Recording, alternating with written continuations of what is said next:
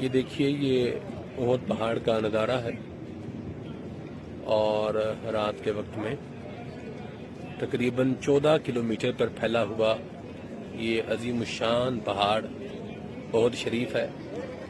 نبی کریم صلی اللہ علیہ وسلم کے قدمین شریفین یہاں لگے ہیں،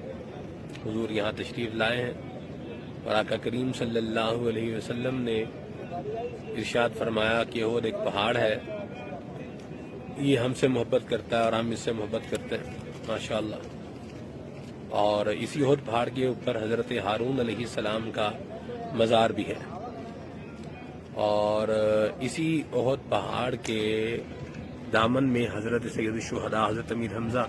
رضی اللہ تعالی عنہ کا مزار پر انوار ہے، اور دیگر شہداء احد کے مبارک مزارات بھی ہیں یہاں پر۔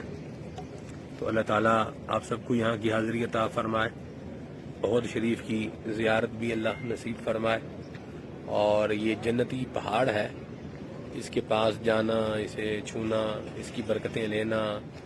اس کے کچھ نباتات وغیرہ کھانا،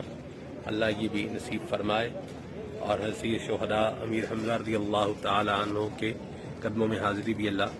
ہم سب کو عطا فرمائے، آمین آمین آمین۔